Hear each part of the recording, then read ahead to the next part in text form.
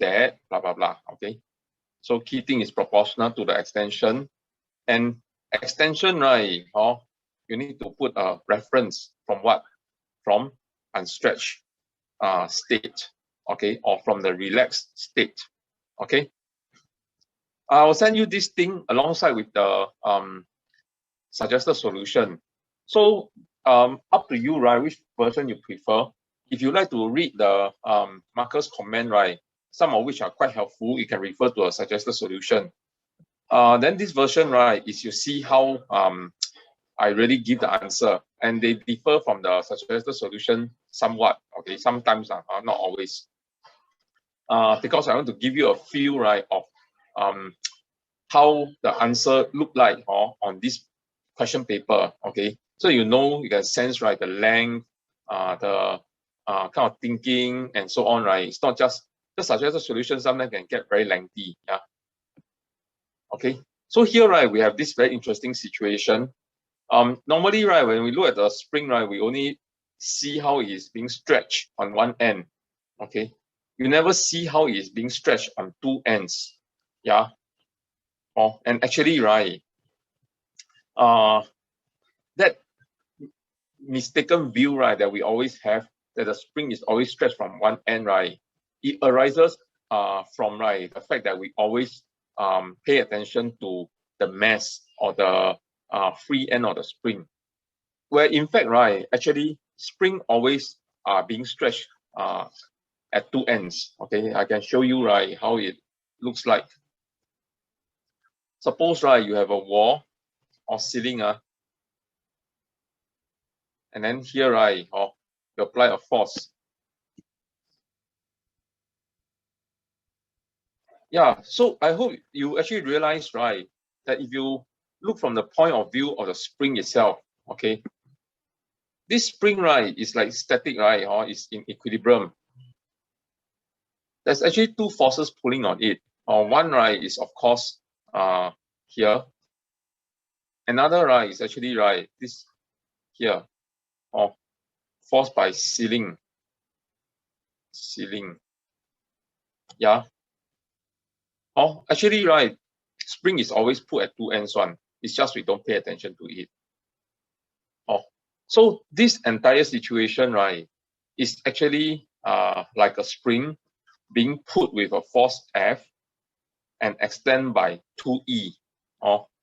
It's just, right, that this situation, right, we consider with reference to each of the two objects. That's why, right, each side we see as a E, the other side also as a E.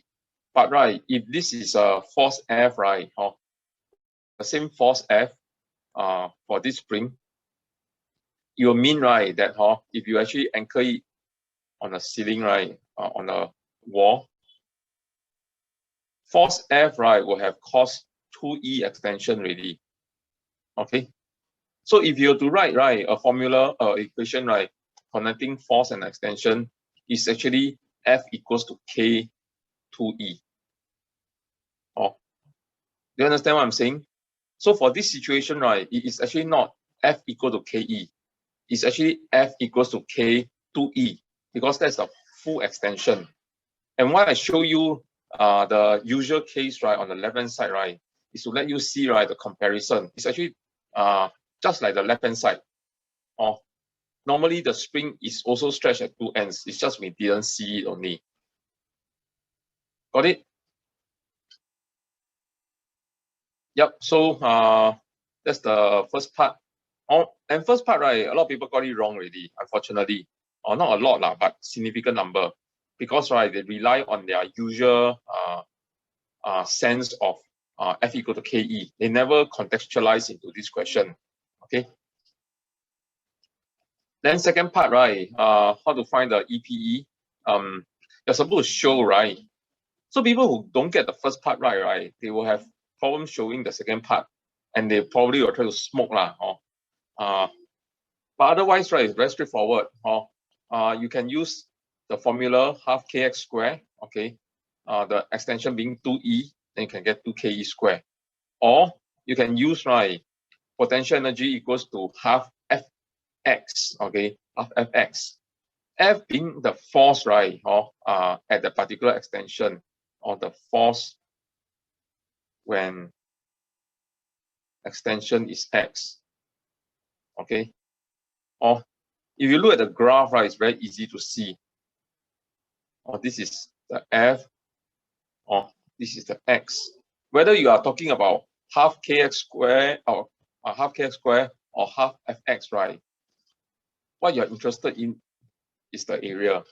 Okay. So both equations give you the same area. Okay, next part.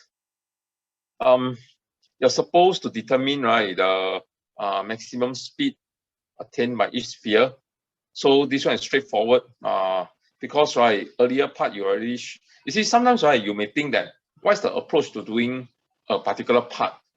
Then you need to see, okay, for example, question, right, have A, B, then got under B, right, got part 1, part 2, so on. A and B, right, may be broadly related. Okay. But then, right, part 1, part 2, part 3, right, all these, right, closely related. Closely. So suppose, right, you see this one, right, you no clue. Then you see what's the previous part about. Previous part is about EPE, yeah. So perhaps, right, got to do with we can use it to solve law. And you want to find the maximum speed. Maximum speed, right, you think, oh, must be do with maximum KE. And when you have maximum KE? Oh, when your EPE, right, all convert into KE. That's when you have maximum KE. Okay. Hence, right, loss in EPE equals to gain in KE, so on, solve, and you get 0.612. Okay. Please feel free to interrupt anytime you have a question. Or at least, right, interrupt as we are at that particular question. Okay, like at the end of the question, clarify first so that it's smoother later on. Later on, right, you ask to find what's the omega. This part, right, later on, if you read the suggested solution, you'll see a very long argument, okay, which I don't agree. I don't know why the suggested solution put so long. And it's like to justify the 3 marks like that. But to me, right, I think there is nothing wrong to straight away conclude this is a SHM. The omega is simply V0 over X0, and it's very straightforward. Substitute it in and finish. Okay. So why is it 3 marks? I think, right, it's because the marker, the setter of this question, right, has his own way of interpreting this. Okay. And expect people to fulfill all the thinking, right, in the same way as him. Okay. So in exam, right, if you see this, you may do what I did and you get 2 marks out of 3. I think that is fine, okay, because you don't need to get full mark in exam. Okay, so this is quite straightforward. If you go and dwell, right, how to get a 3rd mark, or you waste your time. I also don't know how to get a 3rd mark. Then finally, the last part, this is a suggest. Okay, this suggest part, right, is actually what we call, right. Okay, how come I can't write?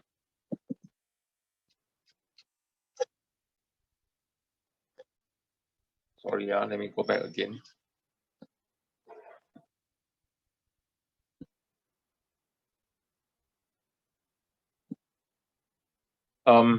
Give me a minute. Let me close this file and open it again.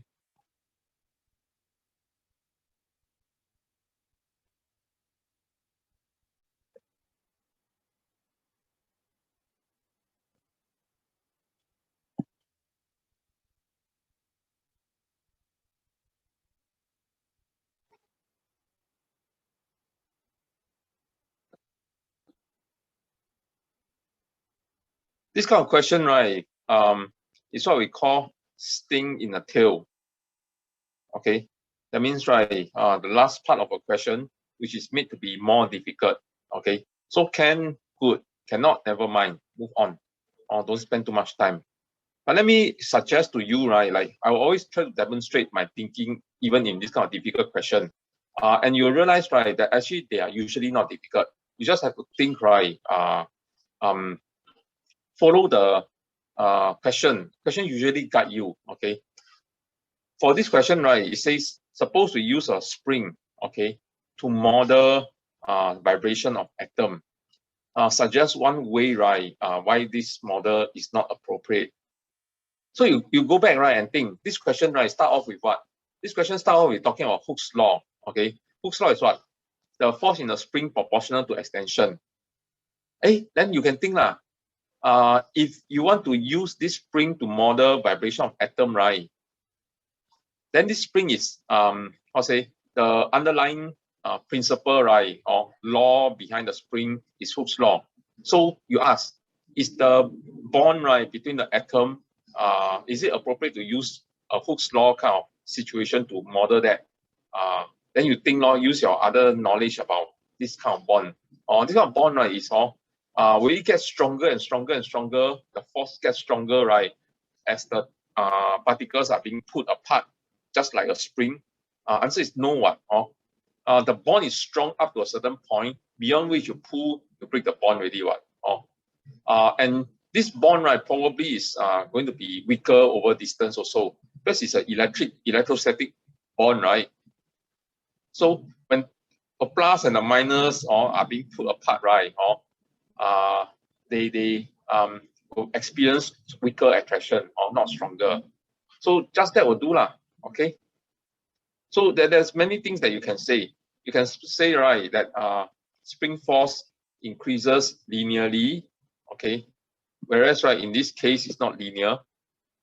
Or you can say the force, right, spring force will increase, whereas, right, this force, right, the actual force may not increase with distance. So one thing is to talk about the fact that it is linear. Second thing is to talk about the fact that the spring force keep on increasing with distance, and this real force, right, between the atom may not keep increase with distance. Okay. And I try with questions like this, right, it's always good that you articulate your thinking inside your head, right, must feel like a conversation. Because when you converse, right, your logic will come into full flow. All of you, right, are excellent at debating or arguing, especially with who? With your parents. Am I right or not? Or you argue like a debate champion with your parents one. And you see, that's where, right, our logic is at its best. Yeah. So you want to have conversation with a question. Any question in Mr. Quek, can I ask, like, for the last part, right? Like, can I say that not all diatomic molecules consist of the two same atoms, but in this setup, it's like the spheres are identical in mass, so it cannot. Oh, okay. Can. Okay, thank you. Mr. Quek, for the part 3, right, can you explain why the gain in kinetic energy you times 2? Because isn't the loss in EPE for like the whole system? Yeah, but you see, in this case, right, you have two mass moving at the same time. Each of them will possess KE. Yeah.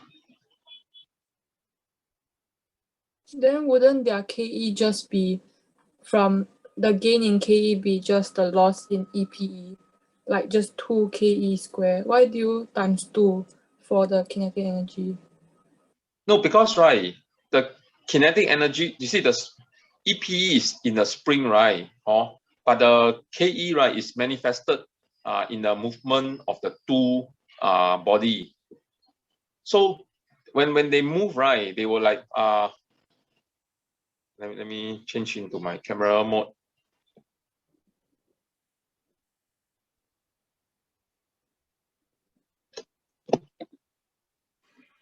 Can you see me? Yeah. They move, right, they will be like that.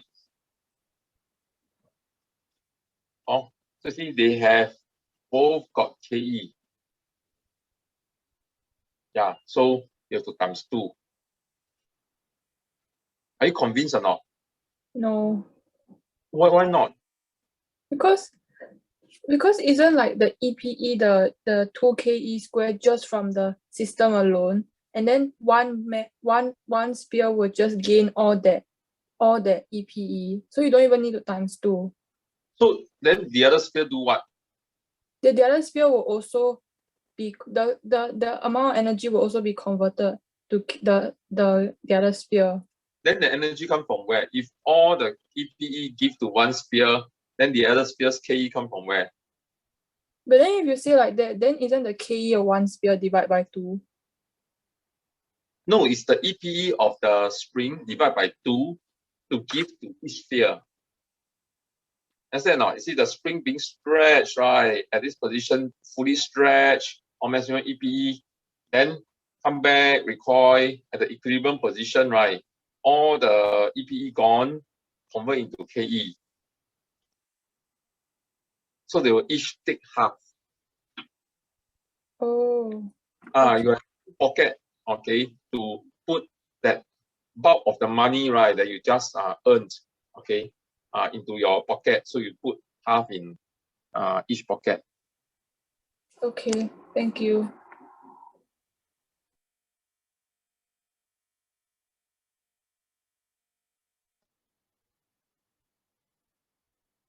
Okay, shall we move on? The next one, the ball in the bowl, ball bearing in the bowl kind of question. So first part, right? This first part is a very common SHM start. Okay, it's asks you define what is meant by SHM, or explain why something is SHM, or deduce if it is SHM or not. Okay, so they all fall under the same umbrella of question now, and you have to fall back on the characteristic feature of SHM, which is the fact that F restoring is proportional to minus X, or A proportional to minus X. Okay, so with that, right, then you see, explain why this expression, right, allow us to conclude this SHM. So in SHM, got two things you need to say. One thing, right, is proportional. Another thing, right, is negative sign. And the negative sign means direction. Okay, so there you go. That's the answer. G over R is a constant. That means, right, is proportional. Negative sign, right, shows the direction are opposite. What did I write? Proportional. Wait, let me delete. My programs hang again. If I hang more frequently, right, when I'm doing a Zoom presentation, normally it's fine one.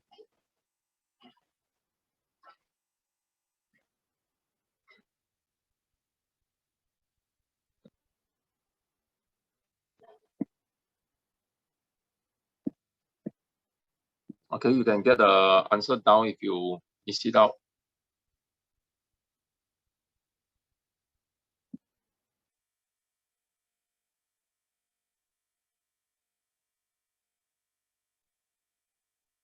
The way I write, right, this is perfectly, you see, I don't write shortcut, right, when I show you this, okay, I write the full version. So if you're wondering, right, how formal, what kind of prose you need to write, right, whatever you see here is acceptable. Okay, you can write exactly as such, but you don't need to put the point form. I'm putting it for signposting only to let you see. Okay. Then next, right, you have to find time interval for the ball bearing passing P and then returning to P. So P is like the center point ma. So passing P or going up, then returning to P. So that makes it half a period. Yeah. Hence, right, half a period, then you need to go and find what is one period lah. And the period is given by omega, or 2 pi over period. Then omega is given by the G over R lor. Okay, so this is supposed to be relatively straightforward if you got study. So usually students, right, score very well in SHM question 1, usually, okay? But at this point, right, I want to test you.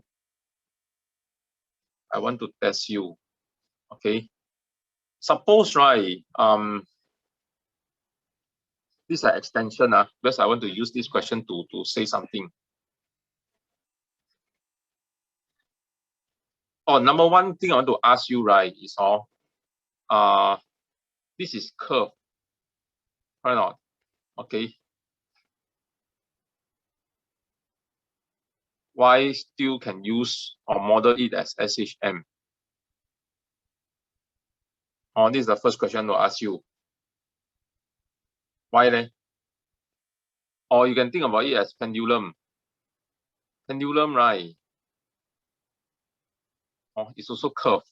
By the way, do you realize, right, SHM got one condition, which is, right, it must be linear motion. Yes, no? SHM is always linear. That's what makes it S, okay, simple. This is one dimension, or there's always other harmonic motion, but it's 2 dimension, complicated. Or simple harmonic motion is the simplest, it's 1D. Or anyone want to make a guess? If a question asks, right, this is curve, but why is it that we can still use SHM to study its motion? Wait, Mr. Craig, but then the pendulum is like also moving like down and then upward. Yeah, pendulum is also a curve, but yet pendulum, right, is one of your very standard SHM. Spring mass, no problem. Spring mass is confirmed linear. Any clue? Is it like if you put like a screen behind and you shine a light, it will have the SHM like pattern, like the graph? Oh, or so you something? are saying this is the explanation is something like the circular motion shadow become SHM. Yeah. Good try, but no need. It's actually even simpler. You just look at the geometry, right? You can actually straight away answer already. When you do oscillation experiment, right? Last time people will tell you, right, keep the oscillation small or big. Small. Keep the oscillation small. Or more importantly, right, is keep the angle of the oscillation small. Because, right, when you are talking about a big angle, you will end up subtending a arc. Okay. If you are talking about small angle, you still subtend an arc, but the arc, right, is approximately straight. Okay, which is actually, right, or why a pendulum with small angle is SHM. Why the bow, okay, where the R is much bigger than X, okay, is SHM. Yeah. So question may ask you also, like, what's the condition between, or what's the condition between R and X such that this is SHM, or it will be R much bigger than X. Okay. Such that the bow is very, very big, or you only move a small part within the bow. So that's number one. Number two thing I want to ask is what? Okay. So question asked, right, from P move to extreme and move back to P. What if, right, I ask from this position, let me call it Q, such that, right, this is like half X, okay? So what about, right, from Q move to extreme and back to Q? So from here go up and come down. So what is the time taken? Tell me as a fraction of the one period, what fraction?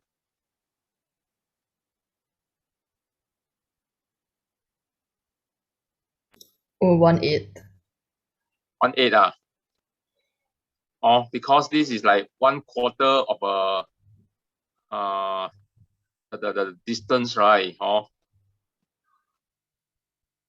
one side. Is it even 1/8? Why do you say 1/4? Why you say 1/8? Because when you move, the Come back down. total distance is 4x, right?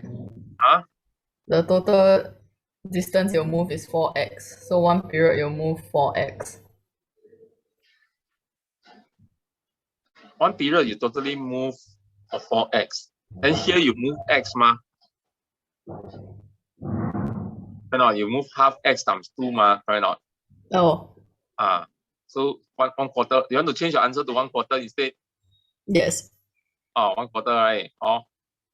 And of course, right, if it's so straightforward, I won't ask this ma. Answer is not. Okay. And I want to use this to revise with you. This one I talk about it during the SHM session, but it's always right. You take a few time for this idea to sink in. One cycle is 360, or it's 2 pi lah. Okay. But I'll use 360 lah, better. Or you all use degree more. Then right, here is 90 degree, and here right is 1. Okay. So normally SHM, this kind of question, right, they will ask, time taken for moving from half to zero, or half to 1, back to half, or so on.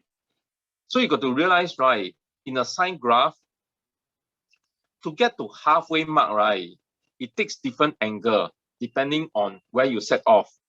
Because, right, if you set off from here, okay, 0, right, getting to half, okay, then you will need to go this angle, which is 30 degree. If you come from 1 going to half, you will need this angle, which is 60 degree. Because the curve is not a straight line, so cannot use simple proportion. Yeah, you must think in terms of this. And 360 is 1 period.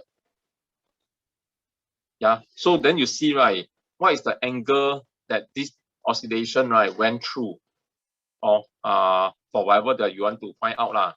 Then you take the fraction of 360, then times 1 period. Okay, so for this question, right, we are going from, so you always draw a generic kind of this kind of graph. Then you see where are you going. So you are going from halfway mark to the top, and then back to the halfway mark. So you are actually talking about this entire angle. So it's 120 degree. So 1/3 of a period. Got it? This one tutorial do before lah, but it's always right a common trick.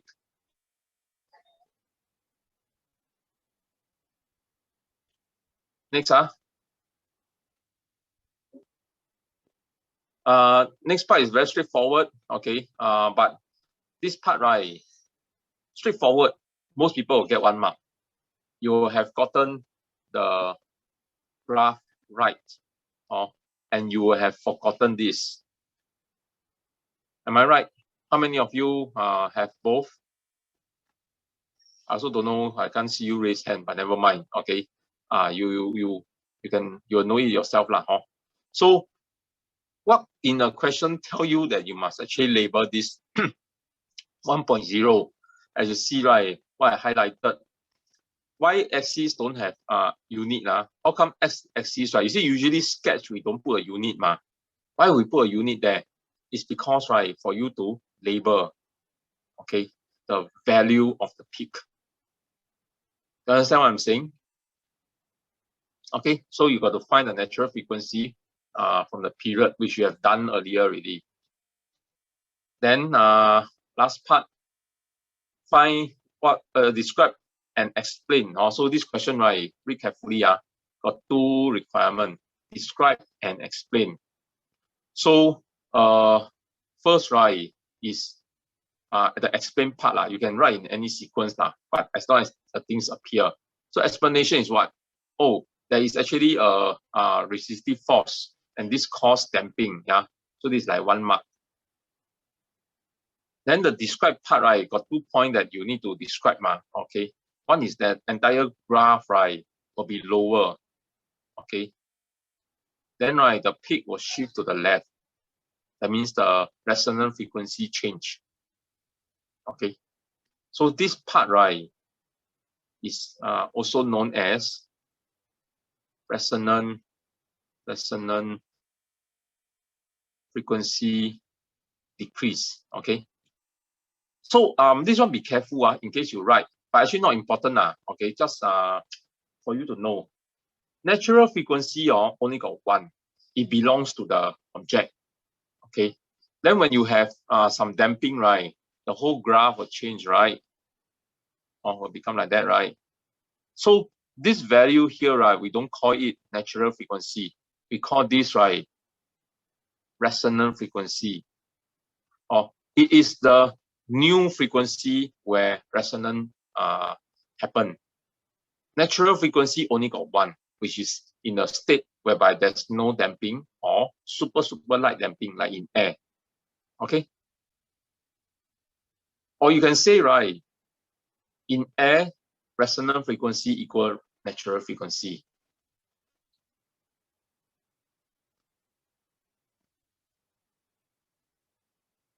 Okay, let's go on. Any question from just now?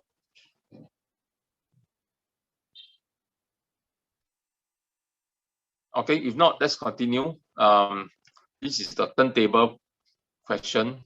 So turntable, right? This guy is going at circular motion with angular velocity.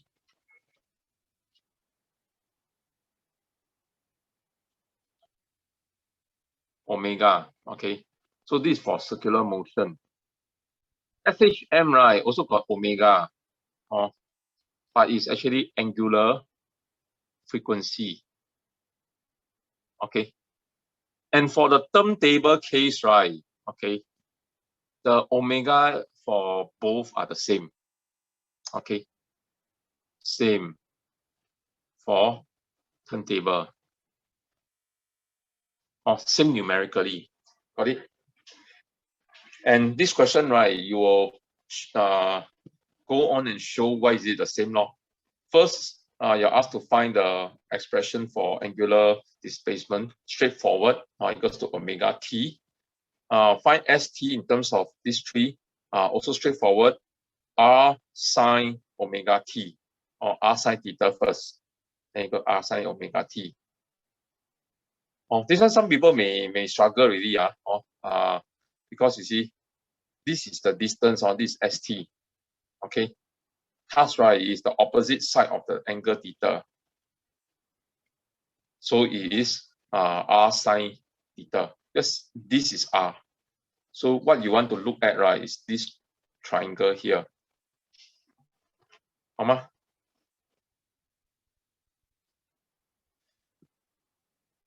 Then go on.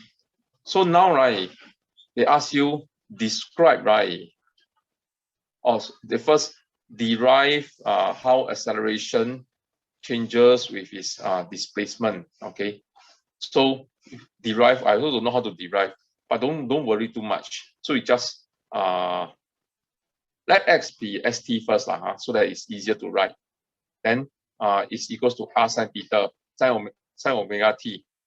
Then after you have x, what you do? Then you differentiate it, become b. Or after you have v, what you do? Differentiate it one more time, become a. Then you can now write a in terms of x now. Okay. Then you can see, right, oh, this is exactly right, SHM, or SHM form, because, right, you have a equals to minus constant x. And that constant, right, happens to be, see, this is a constant. And in this case, right, this constant happens in this question, right, happens to be omega square. So this is the angular velocity. And 正巧, right, normally our SHM formula is also a equals to minus omega square x. And that means, right, the omega velocity, the angular velocity happens to be also angular frequency. Okay, yeah, I don't need to think so much like this. Just trying to tell you, right? This is the special case. Okay, and finally you say the motion is SHM or about position S. Oh, because you're supposed to say describe the motion, ma. How you describe a motion? Motion, then you think, oh, circular motion, projectile motion, simple harmonic motion. Is it described? So, oh, this is a simple harmonic motion. Okay. Next few parts is very easy already. This is otherwise very easy question. Calculate period, like that, or hence or otherwise, find the speed as it passes through S. So this is actually, right, the V naught. Yeah. Oh. So equals to R omega. Finally, right, what happens to the shadow? This is also straightforward. Period remain the same because, right, the turntable is still rotating at the same omega. So period remain the same, even though you shift the peg in. What about the speed? Speed will decrease because amplitude, right, which is the radius, will decrease. Meanwhile, omega remain constant. Why we must say two things? It's because, right, the V naught equals to R omega. Okay. Any question?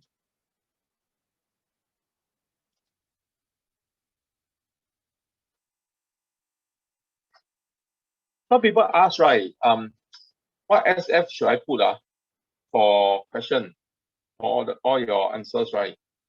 My suggestion to you, right, if you are in this category, actually I didn't bother too much one. I happy I put what? Because, right, actually one minus mark one. But if you want to be very assured, right, and won't get thrown off, or you can always use the golden rule, 3SF. This is really a golden rule. Forget about whatever your teacher say about use the lowest SF of the terms that you use to calculate this and that. Because, right, 3SF will always work. All our numbers are given usually in 2SF or 3SF. That's number one. Number two, right, Cambridge marking rule is as long as you give 1 SF more than required, you are still acceptable. So if the questions, right, require you to give 3SF and you give 3SF, then you are correct. If the question is supposed to give to 2SF but you give 3SF, you are acceptable.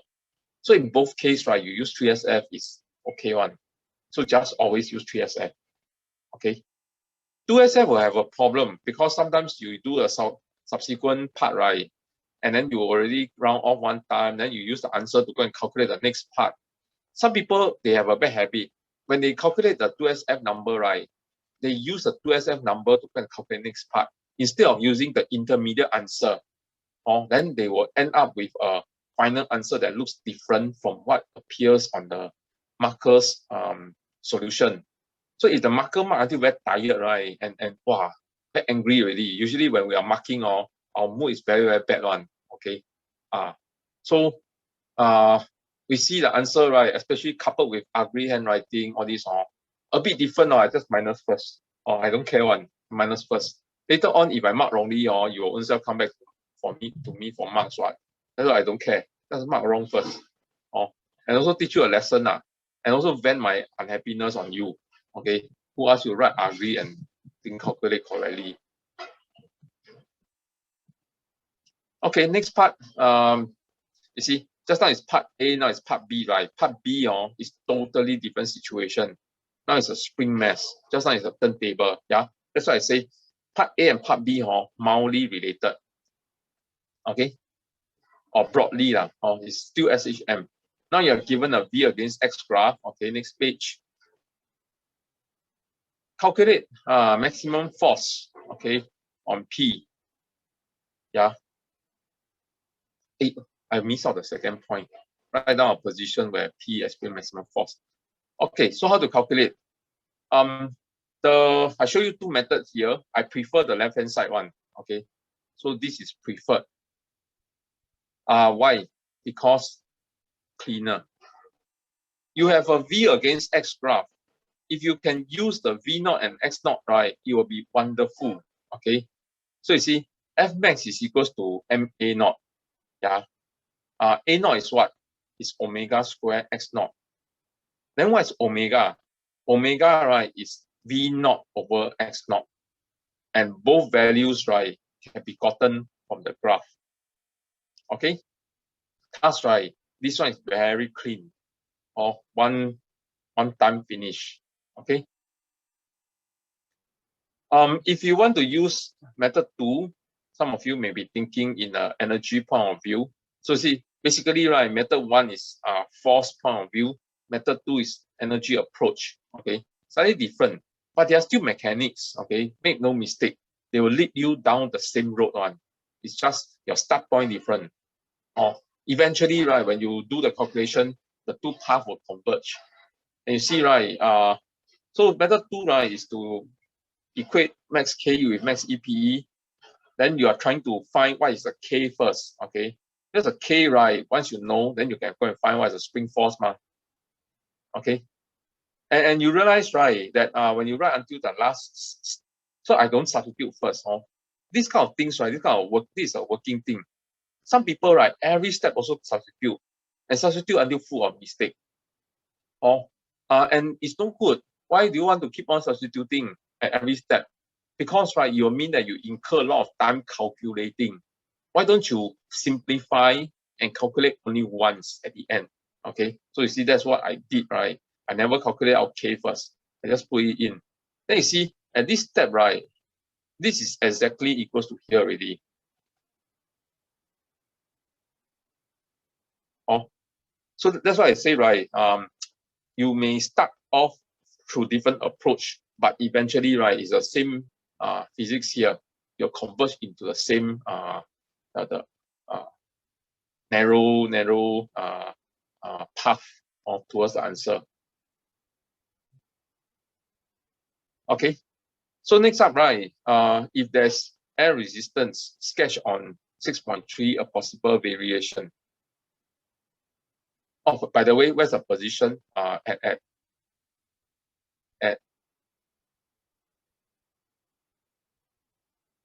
0.4 is not 0.4 at 40 mm or minus 40 mm long.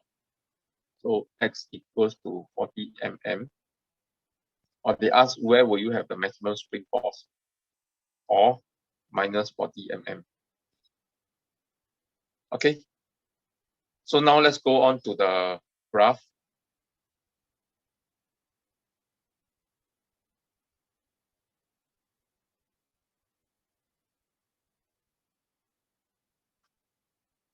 So at first, right, you see this question is the spring, right, is being put to the right, okay, and released, okay, and right is positive.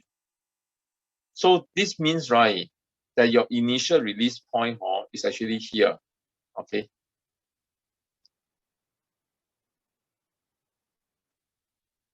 Release from here. Now, right, you look at this question. This question, right, is there a time to it or not? Or you see, this is a V against X, ma. By right, this graph no time one. Yeah.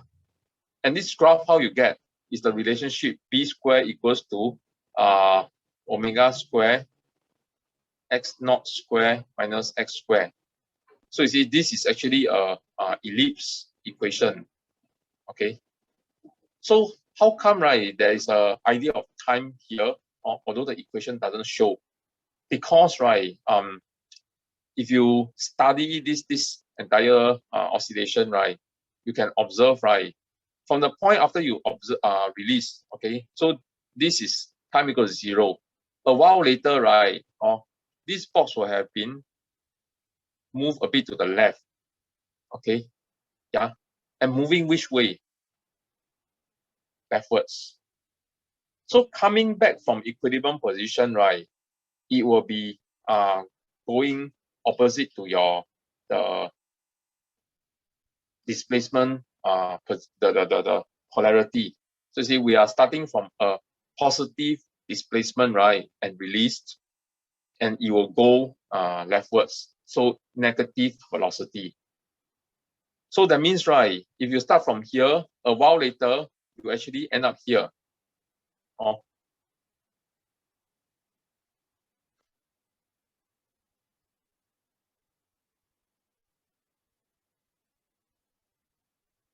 Got it? Oh, a while later, you actually end up here. And a while ago was actually before that. So this graph, right, actually have an inherent built-in time sequence. Okay, so it's like this one. So this is time. Okay. So for this part, right, if there's air resistance, what will you do? What will happen? Or you start from here. With air resistance, right, it means that two things will happen. Your maximum speed, right, will keep on decreasing.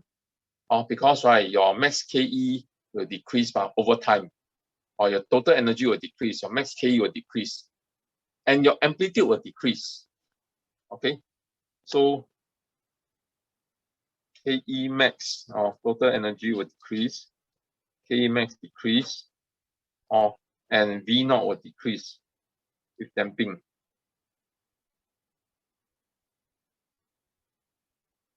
And X naught also decrease. Yeah, so let's just do okay, so this one, right, will move. By right, it's supposed to follow a black line, but now, right, it will become like that. Okay. Then go up, become like that. Yeah. Now, right, go to the top. You see, just now below I anyhow draw one. So I draw it around 0.5 something. So when you reach the top, right, you will have even less already. So I must make sure that by here, I draw, go to 0.4. Okay.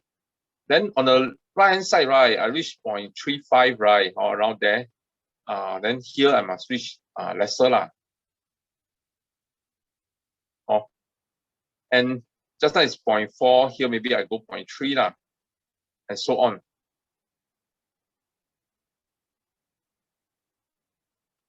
In essence, right, here, if this is a fraction of 1, here, right, will be smaller fraction. Here will be smaller fraction. Here will be smaller fraction of the respective V naught or X naught. Okay, 就对了. Keep on spiraling, right, to a smaller proportion of the V naught or X naught.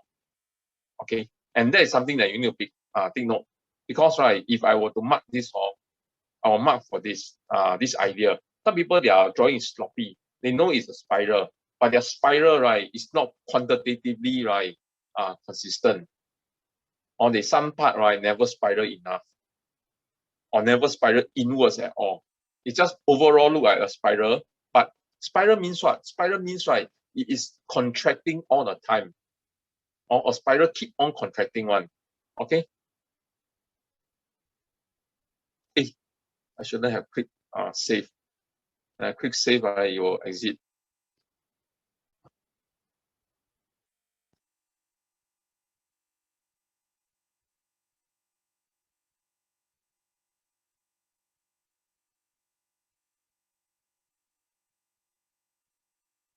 Okay, then the last few parts after the graph.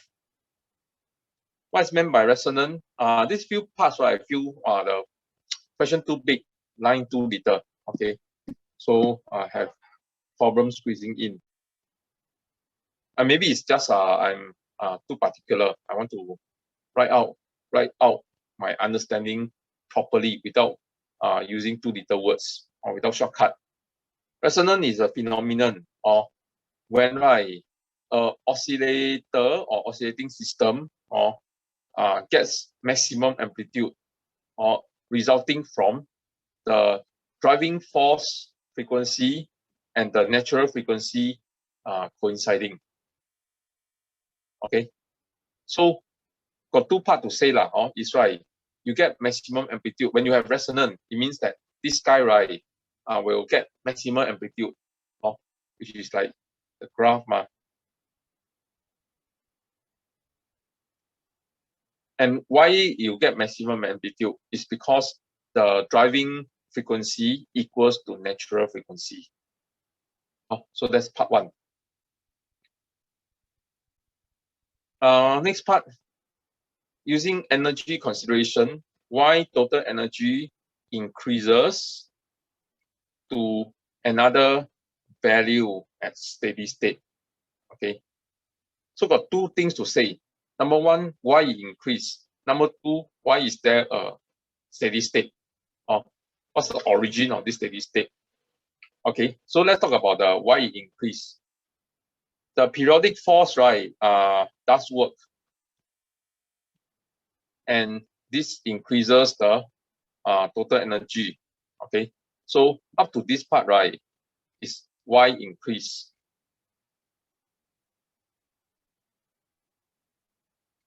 Okay, then the next part, right, is why steady. Is the oscillating system, right, also lose energy to surrounding. Okay, so when the input energy equal to the output energy, total energy remains steady. Yeah, so that is it. Even if you cannot answer this question, right, I hope that after this practice over the weeks, right, you start to read question a lot better, and you can at least, right, so even if you don't know the answer, you at least know the question. Most people cannot answer, right, it's because they don't even know the question. They never even read the question. You see, every time when I read the question, I show you, I dissect the question, right? And you see, in fact, it's asking for this. If this skill you can pick up, right, in no time you'll become an expert, okay, in physics, really. Okay, finally, right, find the new amplitude when the total energy double. Yeah, so this is very straightforward. To know that the total energy, right, is equals to Ke max. Yeah, and total energy doubled means Ke max doubled. Ke max is equals to this. Okay, so proportional to x naught square. Yeah, so you get square root 2 times of the original amplitude. By the way, this is 1.4. Now you calculate 1.4 times 4, 5.6, or 0.056.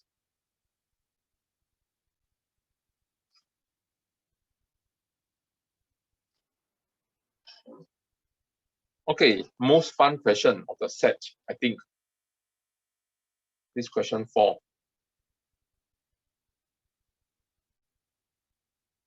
This question 4, right, a lot of info. Those people, right, cannot read one, or you do until you're very tired, right, and then your eyes become blurry, you don't capture the information, right. This question you will feel your struggle. So let's just read. Blah blah blah. Got spring constant, also spring constant given. Y equal to 0, GP is defined as 0. You see, this is an important point. This is the reference. Yeah. And where's Y? Y is the lowest point. And blah blah blah. Total energy is a constant. Okay, so no damping. It's just a perfect free oscillation. So you see this graph and you think, oh damn, okay, it's so complicated. It's so complicated. And you realize, right, that they actually purposely swap the axis. This is the position, okay, of SHM, and this energy. Usually, right, we see it as the other way around, like turn the graph 90 degrees. So this is purely, right, to make life difficult for you. Okay, if you actually realize this difference, right, the whole thing is still easy lah. It's just you need to adjust to this view only. So let's notice a few things. This one I'm not sure whether you notice or not. The spring, right, actually goes into two states here. Okay. Actually, this is not important for this question. I'll just say.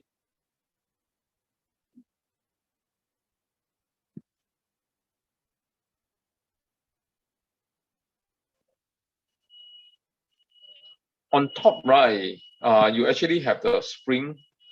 Here is extension. And on top, you actually have the spring, right, being compressed. Or do you realize? Oh, because, right, where is spring force 0? Spring force 0, right, is here. Where exactly? Here. And stretch.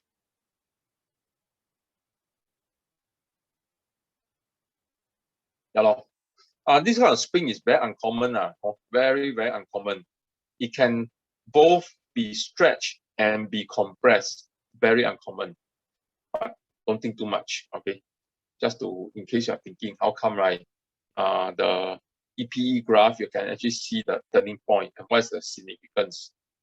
Yeah, and it's asymmetrical. This SHM is asymmetrical. It's like lopsided to one side. How to make this happen, I also don't know. Okay, so with clear explanation, what is the total energy? Well, go back to this graph, right? You are told that at y equal to 0, GP is 0. So you actually know 1 point for the GPE. Yeah, so with that, you can find what's the total energy. So you read off, GP is 0, K is 0, EP is around 0.44. 0.44 something, but then I think you write 0.44 good enough already. Okay. So it's 0.44 something. You want to write 0.442, okay. You want to write 0.443, okay. You want to write 0.44, also okay. Yeah. So this question, will accept a range. Next, plot a graph to show how GP vary with Y. Usually this kind of drawing part, I'll show you how I draw. A few things, okay, a few things to take note of. Number one, question really tell you the what? Oh, GP is 0, okay. And to draw a line, you need 2 points. So the second point, would be the fact that total energy, is 0.44 from the first part. So that means, at 0.16, at here, the EPE is around 0.05.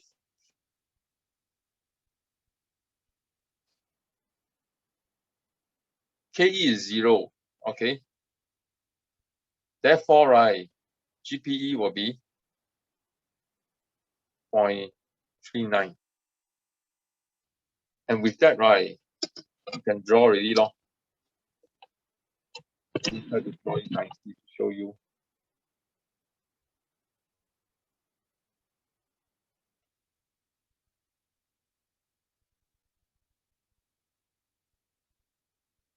Okay.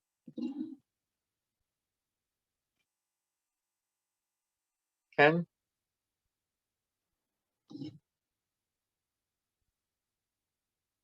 So what are the thinking? You need 2 points.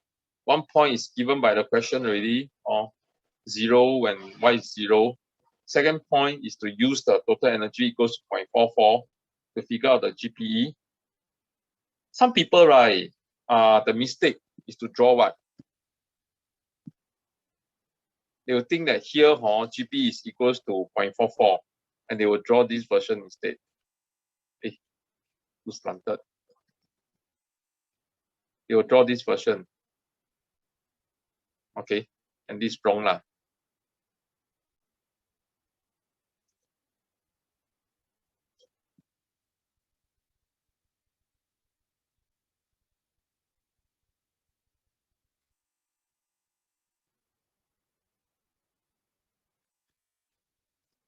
with that, right, next part, hence or otherwise determine the mass m. Okay, so let's figure out the hence method. So once you know the hence method, right, then it's good already long. To realize, right, you consider the point of, you can use so many point, okay. You can use 0.393 and 0.16, or you can use another point on the graph. For example, 0.8, you can also use this point, okay. Or you see another nice point, right, that cuts the graph at the perfect square. Maybe this point, this is where this 0.12, 0.132, or can, any point you want. So you choose one point on the graph, right, and you use the formula MGH, okay, then you can find M. Got it? Roughly, as long as you get 0.25, you are correct already. 2SF. Because, right, our reading of the scale, right, of the graph will be slightly different from each other. Overall, if it happened to be 2.25, you are right.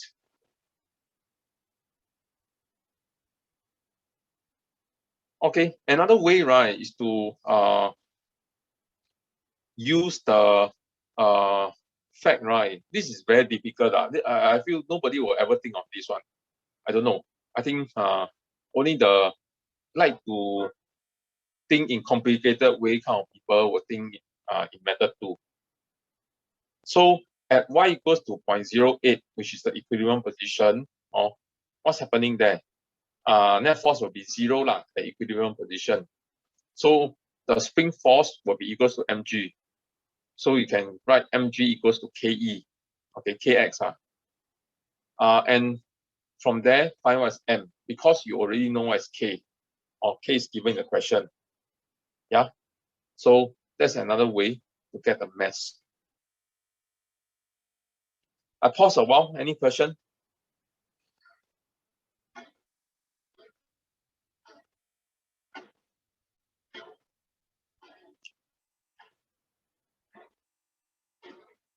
Okay, if not, right, part D, find the period of the oscillation. This one, right, once again, I show you two methods. I prefer method 1. Or not that I don't like method 2. Method 2 is like very fast, right? I think method 1 is a proper way to teach you.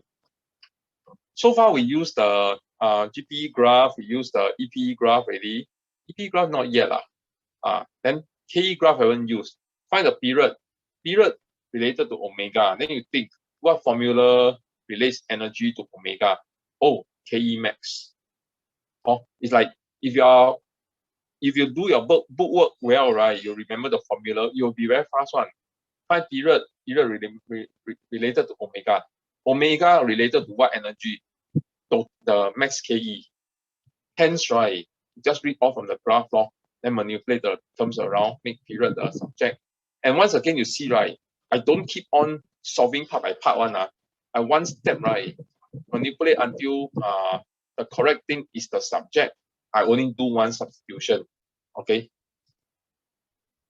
Don't be like a you see those kind of samurai, Japanese warrior, right? When they fight, they stand down there, okay, face their opponent, contemplate very long, do everything necessary, they will meditate for a while, then they will go through things inside their head. The moment they draw their sword, right, one move, run over, one move, draw the sword, then put it in, one of them will die, the other person will survive. Yeah, just like that, draw sword one time only.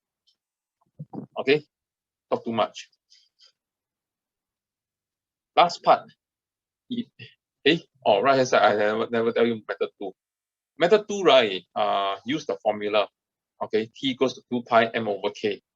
Then you will ask, right, how we're supposed to know this, man? Yeah, no need to know. That's why I say method 2 not so encouraged. Method 2 faster lah. I mean, if you know it, you are free to use it.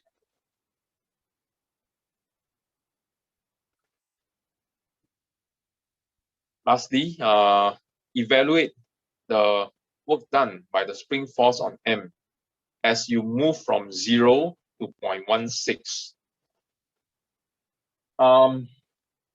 This one, right, most people should have been okay, but they may not understand, right? They may not get the correct direction, correct polarity of the work done by spring force.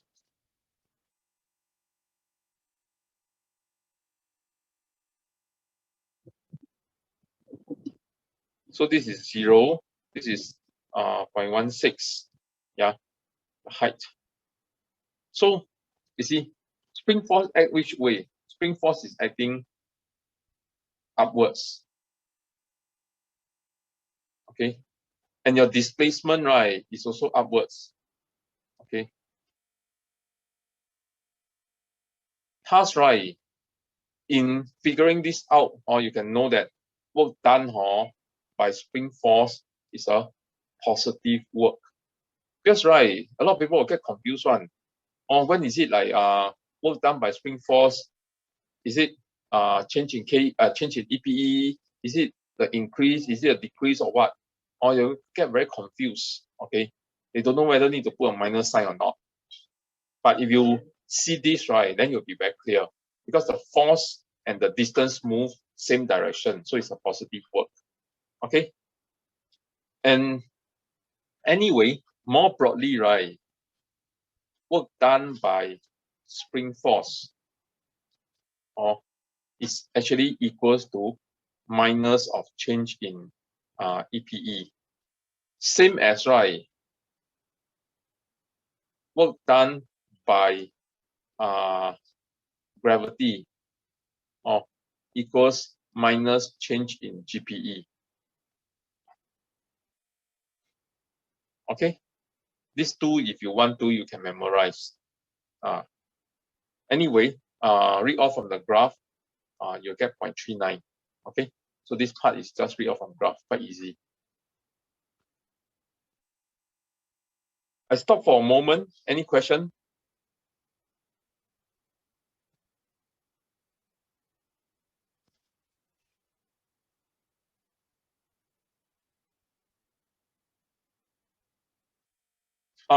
At this point, right, let me show you the another graph. Where is it? Where can I find it? Oh, by the way, I uploaded the suggested solution already.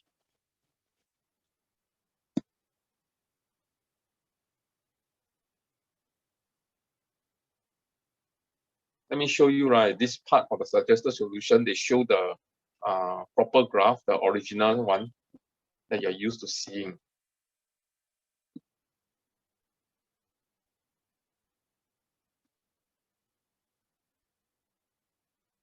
Okay, yep, this is the graph.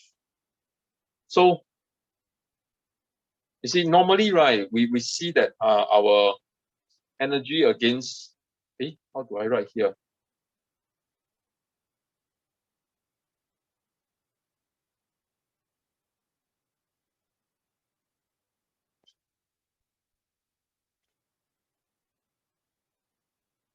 Normally, right, we see that the graph, oh, where the pen's so ugly.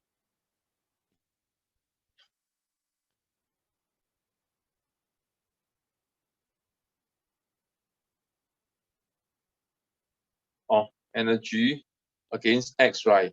We expect the P to be like that. We expect the K to be like that. And total energy, right, to be like that. Okay. So you see, in this normal situation, right, the maximum value of PE and the maximum value of KE, right, is the same. Okay, it's the same. And that is also the total energy. This one that I just written, right, nothing wrong one. Unfortunately, right, in certain situation, PE, right, can be more, arbitrarily defined, especially when it contains GPE. If it's just a spring, right, normally no issue one. But when it contains GPE, right, then it may be arbitrary because right, GPE depend on your reference. Yeah. So in this question, right, is exactly such a case. So the GPE, right, is defined in a certain way.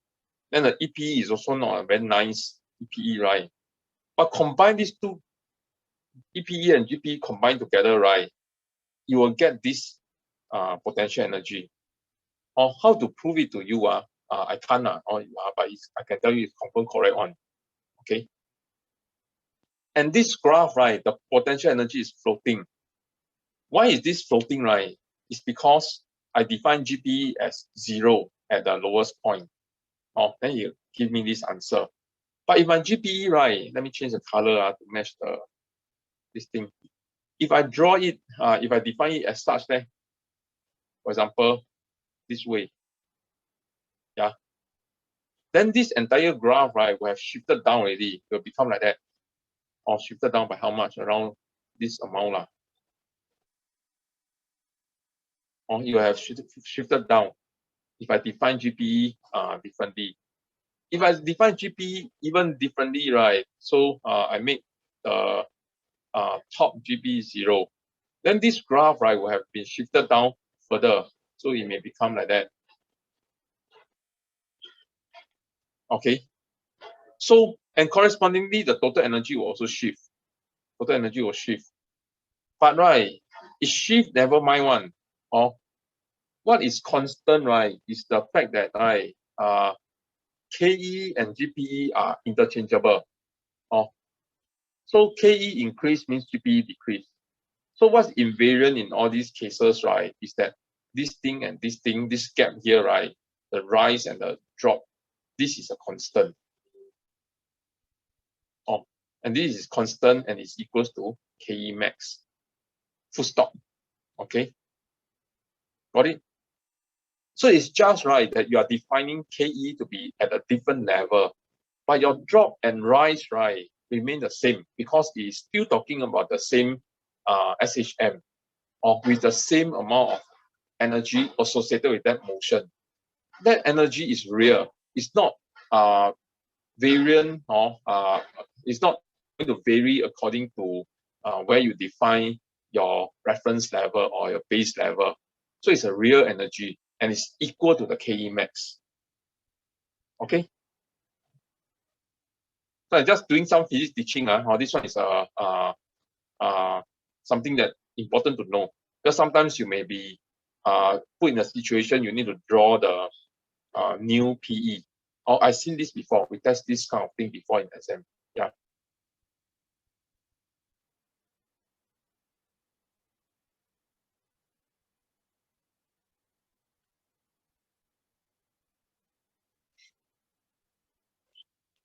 Okay, next part. This one is very similar to the tutorial question, I think. So don't spend too much time. You've seen it before already. So this one asks you loss in GPE. Okay, calculate. Gain in EPE. How to figure out what's the EPE? You don't know the spring constant, right? So the way to do it without spring constant, right, is to realize, right, at equilibrium position, F net is 0. So mg equals to force of spring. And writing this, right, is even better because, right, then you'll see is equals to half the force of spring. And force of spring at that moment, right, at equilibrium is equals to mg. So above, right, you did and this is like the x. 4 in GPE is mgx. Gain in EPE is half mgx. So it's clearly, right, this is like only half. Okay. And why is it these two value different? We recall, right? So let me draw a series of free body diagrams to help you see this. At the highest point, slowly lower, lower, and lower until this is equilibrium.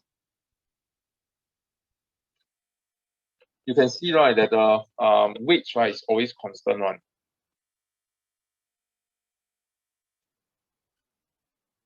Okay, this is mg. Spring force, right, increases with distance. So at first, right, here no spring force. Here got a bit, here got a bit more. Finally, at equilibrium position, equal mg.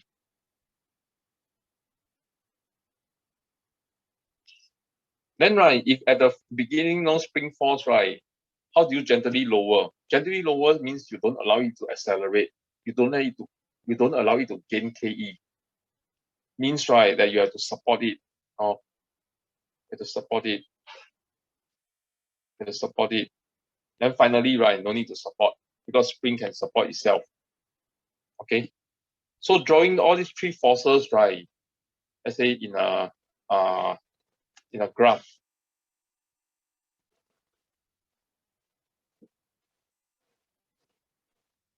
All these forces and tick up as positive.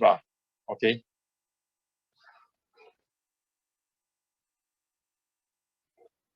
Hey, don't want.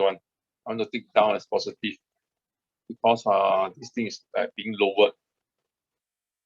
Okay, so this is the equilibrium position. So you can see, right, force on this diagram will appear like that on this mg. Then spring force, right, will appear like that. All this one you want to copy, you can do so. Then the normal contact force, right, the force that you hold it support the load with is like that. Okay, let me draw the mg higher a bit. So you can see then, right, the area under the graph, this area here, this is your GPE. And the other two areas are the same. This is the work done against the support, the holding force.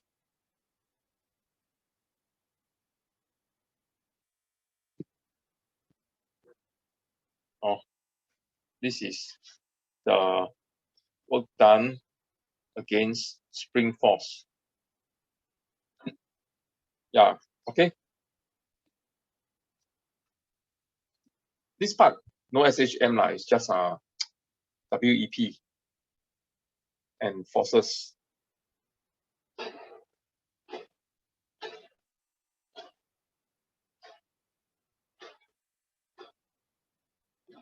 Next up,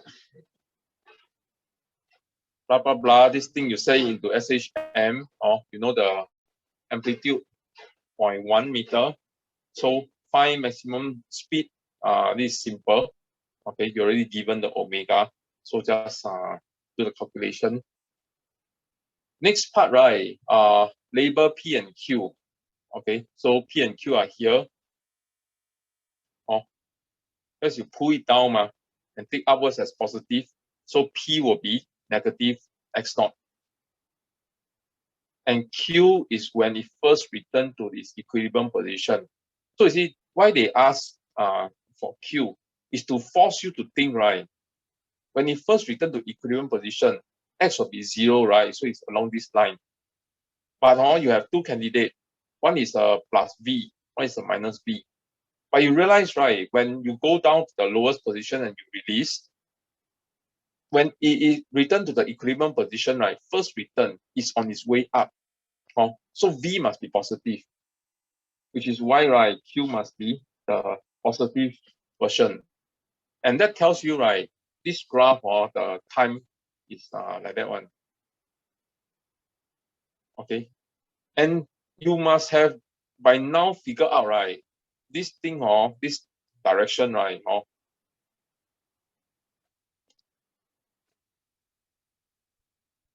is constant one, or is always clockwise in the VT graph. Sorry, not the VT, VX graph. Or always one. Finally, draw the damping situation for one circle.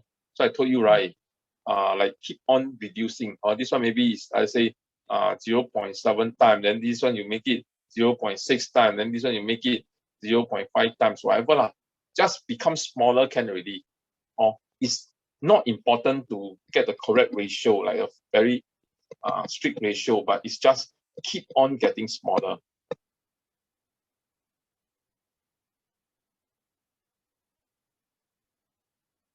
Okay, nearing the end, the wave question. This wave question is actually very easy. I can't find difficult wave question because right, in promo, right, I mean in a full exam, if we actually set wave, right, hard to find difficult question one. It's always easy question. Really, I'm not kidding you. Okay. And that's why it also don't come out often because no meaning very hard to test. All the things that we can test are too easy. Like read off the graph kind. Okay, anyway, for this one, find out what's one wavelength. This is easy. I don't think that this kind of easy thing or no technique one. Or you must really try to max out your, for example, using a graph, right? Max out the points. To find one wavelength, right, I will try to really max out and read off. Yeah. If it's multiple wavelength, if there's multiple waveform here, right, you better find wavelength of multiple. Then you divide by that number. Okay. Don't go and use just one wavelength if you can see multiple waveform. Okay, let's go on. Find the speed. This one is easy also. Comparing the two graph, right, you can see that the wave traveled by 3.2 cm and it took place in 0.2 seconds. So you can find the v. So that's fine. Most people did super well in this whole question. To find the period, also easy. Finally, right, to find the phase difference, figure out that A and B are 2 cm apart. Okay, so use the formula, you can find the phase difference. Most people get full mark in this question. Okay. So if you see such a question, right, don't be fearful, okay, and don't linger too much, or you be careful, right? You do fast, and you know this one confirm correct one, okay. So I show you an easy question so that you don't feel, wow, physics exam, right, everything is difficult. Or always have easy one. And the last question here, right, is also a wave question. It's the last part, or there's the more wave part.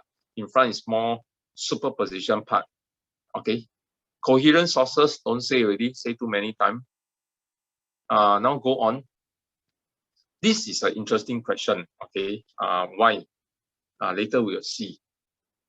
The B part one, right? Explain why for the alternating strong weak. Okay. This is a standard question. Okay. So this standard kind of question, right, explaining why is there a alternating pattern is, right, always go by this 套路. Okay. Number one, this is a two source problem. So two source problem, right, or in fact, sometimes it can be a one source or two path. First thing to say, right, is to explain or to clarify, right, or the idea of the two path. Okay. Why got two path? In this case, it's simply because it got two sources. Then next, right, is to talk about path difference. Okay, which is the second point. Path difference, then talk about the phase difference, which is the third point. Phase difference, then talk about the interference. Okay, constructive and destructive.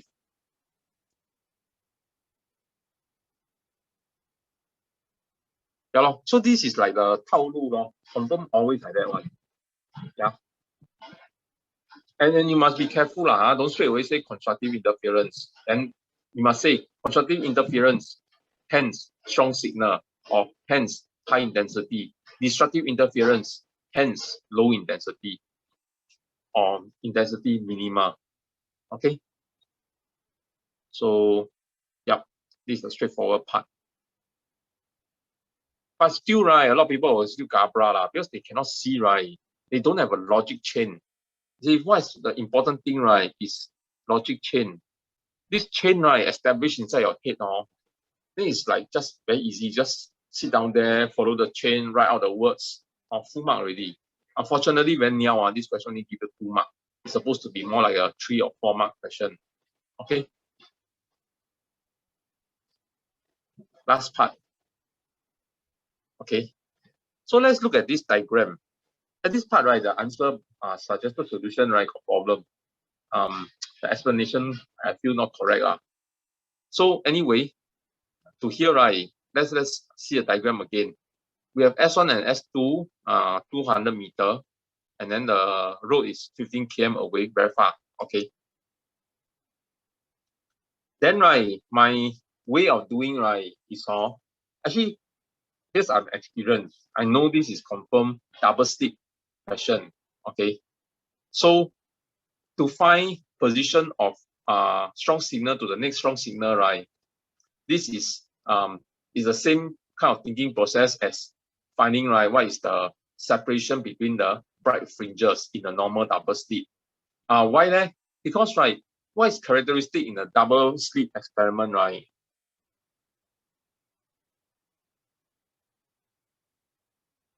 The double slit equation, okay, is, right, the D much bigger than lambda, and this leads to theta very small, and this leads to the small angle approximation delta y equals to lambda L over D. This is the logic chain of double slit, or the equation. If you don't have D much bigger than lambda, right, then you still have the diffraction grating as equation, D sine theta equals to n lambda. That one is still valid, okay? But you wouldn't have the small angle approximation leading to the final equation. So for this question, right, I already can predict, right, it is a double slit kind of situation. So what I want to show, right, is the first point. D is much bigger than lambda. So I'll go and calculate the lambda first. So I calculate lambda is 3.2 meter. Then I can see, right, oh, the D, which is the separation between the two slits, right? In this case, the separation between the two sources is 200 meter, much bigger than 3 meter. Much bigger means what? Much bigger means, right, at least 2 order, the kind. 100倍, like the Sheng Siong show on every Saturday, 100倍奉还, Sheng Siong 超市, you open one box. You see, is it 100 times, 60 times, 80 times, or what? Okay, or times of your receipt amount. Okay, so go on. Once you know that this established, then you can find what is you can say that the distance between adjacent slit or adjacent strong signal position is lambda capital D over small d, because that's a symbol given in this question. Okay. No symbol but whatever Okay. So with that, right, then you can find what's the time taken. Time taken will be the distance divided by the speed. So I don't solve first, I will just solve it once at one go. Yeah, and that's how it's done. This is not easy. This is definitely, right, a challenge, especially, right, if you are inexperienced seeing it for the first time. Any question? I said the solution, right, got problem because the suggested solution, right, if I'm not wrong, it says, right, is because 15 km much bigger than 200 meter. That line, right, is correct, but it actually has no meaning. Yeah, it is correct, but yet, right, it has no meaning. It's not the reason why we can use small angle approximation. You understand what I'm saying? If you can refer to the suggested solution, right, you'll see that it says 15 km much bigger than 200 meter. But, right, that is correct, but it has no, it doesn't point us to why the double slit equation can apply. Okay, so take note of that. So suggested solution not always correct one. Yeah. finally, right, the last part, if we increase S1 amplitude to double, S2 remain the same, what happened to the intensity at O? O is the constructive interference position. Okay. So at first, right, so we must first establish, otherwise very hard to present. So we let the amplitude of individual wave arriving at O to be A.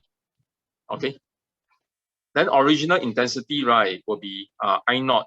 It will be proportional to A plus A squared, which is 4A squared. Yeah. So I naught is proportional to 4A squared. Then the new intensity is proportional to 9A squared. So I'm not saying I naught is equal to 4A squared. I say I naught is proportional to 4A squared. Yeah. So there's still a unknown constant K there. But then it will not matter because when I compare the ratio at this step, that constant will be gotten rid of. Okay. So I'll say finally intensity increased by a factor of 2.25.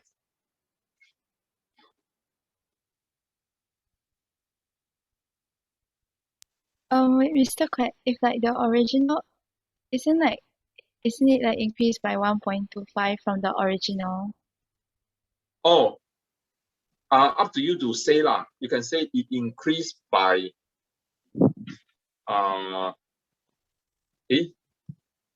Oh yeah, I understand what you're trying to say. I also don't know what to say there. So how Mr. Quack, I did like cross multiply, then I get like I1 equals 9/4 I naught. Then I say it increased by 9/4 times. I think increased to 2.25 times of original. Then you'll be fine. Because right, increase to you're saying that it went to what? Increase by it seems to suggest it is increased by how much? It's like the magnitude of the increase. So I think if we just say increase to, then it will be fine already. Okay. Or I can say increase to 225% also can. Not important, not important. This we can't minus mark from this part already because it's only 2 marks.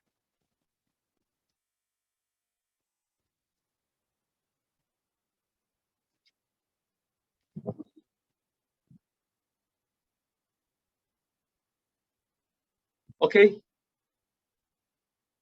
Any question from anything gone through today thus far?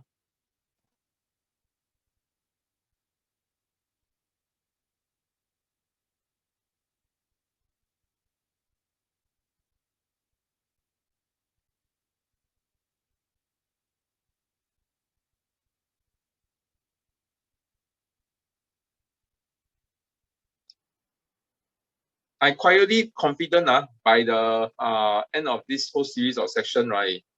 Some of you will really become quite invincible or in terms of your physics. Really one.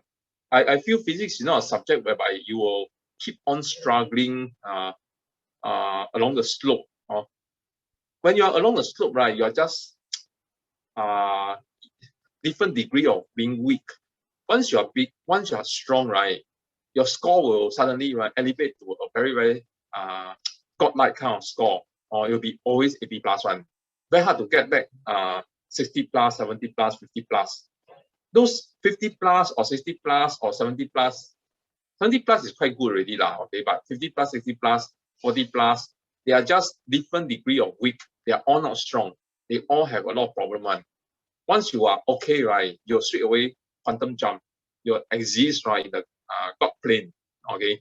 And your physics, right, no need to worry already. In fact, right, once your first year physics, the way of thinking and the way of understanding things, right, established, later part, right, is just your cruise through law. Even if next year I don't like topic by topic coach you to do it right, you'll still be able to do very well one. Because it's a way of thinking. It's not just different topic, different brain. Okay,